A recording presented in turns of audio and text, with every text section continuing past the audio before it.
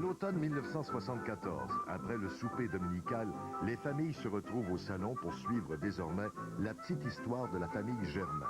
Une famille modeste qui habite le quartier Villeray à Montréal dans les années de l'après-guerre. Au fond, c'était la suite des Pioufs de Roger Levenet.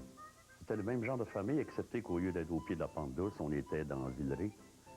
Et je me suis aperçu que, bon, il y a eu Claude-Henri Grignon qui a parlé de la famille des années 1880, 1890, 1900. Après, on est sauté avec les Pioufs dans les années 40, et puis avec moi dans les années 50. C'était vraiment la suite, la même sorte de famille. Dès sa publication en 1972, le roman La Petite Patrie, dans lequel Claude Jasmin raconte son enfance, avait remporté un vif succès de librairie. Dans La Petite Patrie, le téléroman, l'auteur poursuit son récit avec l'adolescence. Les gens pensent souvent que mon livre, ils sont déçus quand ils vont en librairie ou à la bibliothèque lire La Petite Patrie. La Petite Patrie, c'est moi de ma naissance jusqu'à 9 ans, quand la guerre se déclare, jusqu'à 10 ans. Et ça finit là, La Petite Patrie. Alors qu'à la télévision, Vincent Bilodeau a déjà 15 ans, il va au collège classique. C'est donc comme 5 ans après le livre. Avec ses enfants un peu contestataires, mais pas trop, son père rêveur et sa mère toute puissante, la famille Germain est une famille québécoise typique, comme on les aime, depuis la famille Plouffe. Ça a été 2 années de bonheur, La Petite Patrie. Gisèle Schmitt m'a fait une mère. Je me rappelle, j'avais dit au réalisateur, pas Gisèle Schmitt, elle va parler la française. Une actrice un peu classique. Ma mère, c'était une femme du peuple, il me semble, Juliette Huot, peut-être. Et Gisèle Schmitt s'est révélée une très grande comédienne. Elle m'a créé une mère inoubliable et que des gens qui n'ont pas connu ma mère, qui me disent aussi, ta mère dans La Petite Patrie, Gisèle Schmitt, c'était extraordinaire. Ce sera ton ouvrage, Clément. Faire mieux qu'on a essayé de faire. C'est fait pour ça, les générations. Pour s'améliorer, non? T'es un philosophe, maman. Un grand philosophe. Ouais, et puis j'ai jamais étudié ça, la philosophie. Ah! Bonjour tout le monde! La Sainte Famille! Oui! La mère, le père, puis le petit chaton. Bienvenue, bienvenue, installez-vous. Maman, bouge pas. Moi, je jouais Lucie, la plus vieille des filles. On était 3 filles, Lucie, Muriel et Marie-Paul, et un garçon, Clément.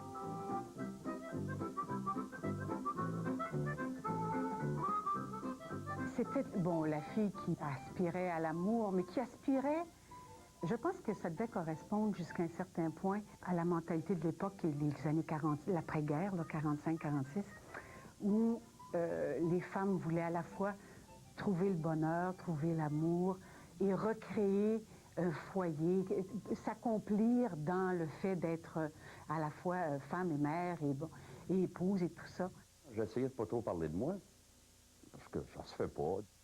Et Vincent Bilodeau, qui jouait mon alter ego, était un peu frustré, et avec raison. Il me disait, mais écoute, je viens pas souvent.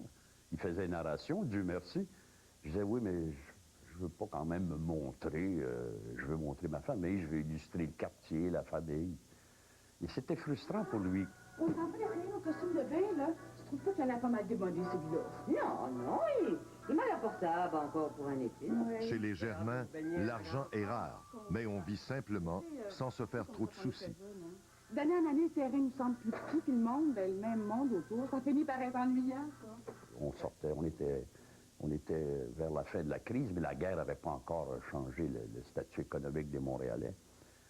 Par conséquent, oui, privation, pauvreté, mais on compensait. C'était un beau rêveur, le père. C'était vraiment quelqu'un qui était totalement dans sa tête. Lui, son plaisir était de parler aux gens, puis de parler de la vie en général. C'était une espèce de... Je ne sais pas comment le qualifier, mais très différent de la mère. Mais quelque part, quand on voyait les deux ensemble, tu sentais, bon, le réel amour qu'il y avait entre les deux. Mais ça, c'était fascinant. En 1975, l'éclatement de l'institution familiale se confirme un peu plus chaque jour, alors que le taux de divorce au Québec atteint un point de non-retour, avec 35 divorces pour 100 mariages. Dans ce contexte, La Petite Patrie, qui présente une famille du passé, heureuse et unie, nous rassure et nous prouve que les valeurs rattachées à la famille demeurent intactes. Moi, au départ, je voulais raconter le restaurant de mon père. Plus que la famille, le restaurant. Mon père avait un restaurant incroyable. Il peignait les murs, même le plafond. Il venait toutes sortes de personnages incroyables. Ils aimaient l'atmosphère du restaurant de mon père, qui faisait un peu café existentialiste, parce qu'il décorait partout, les tables, les bancs. Donc, il passait une fonte que je me suis dit, ça va être extraordinaire à la télévision. La petite patrie, réalisée par Florent Forget, ne tarde pas en effet à se gagner la faveur du public. Du moins, après quelques ajustements. Dès les premières émissions, je commence à faire circuler tous les personnages incroyables du quartier Villeray. Et la cote d'écoute, l'indice était très bas. On était comme à 500 000, 600 000. Et au téléroman, il faut que vous ayez 1 million.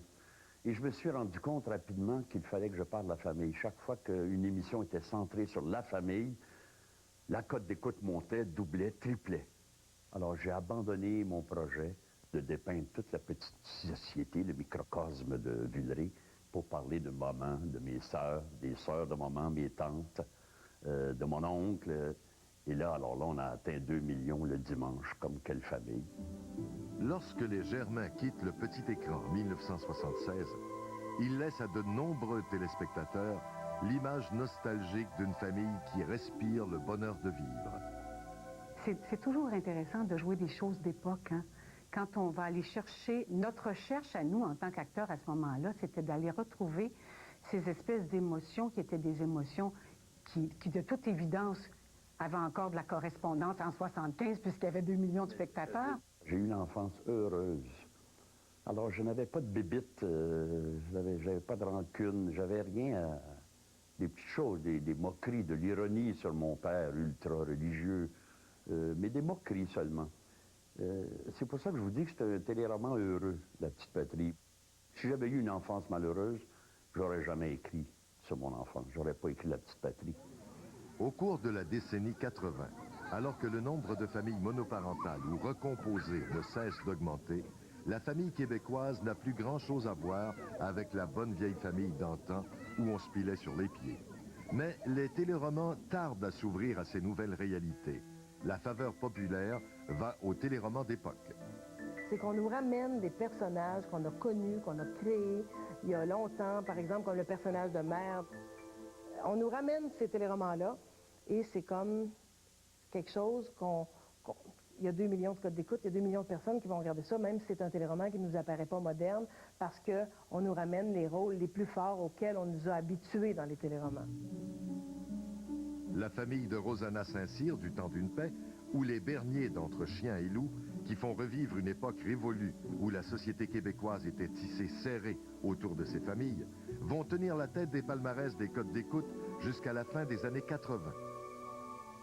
Avec Le Temps d'une paix et avec Entre Chiens et Loups, les deux auteurs ont tenté une réconciliation de la famille traditionnelle en réhabilitant l'autorité parentale et la famille moderne en protégeant les droits des plus jeunes. Mais à travers cette opération-là, on a vu apparaître quelque chose qu'on avait oublié.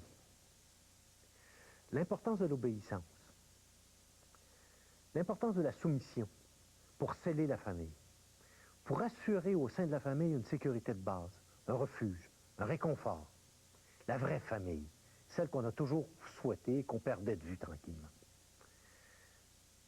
On a tous voulu avoir une Rosanna Saint-Cyr comme mère ou un Joseph Bernier comme père. Et c'est ce qui explique l'énorme popularité de ces deux téléromans dans les années 80.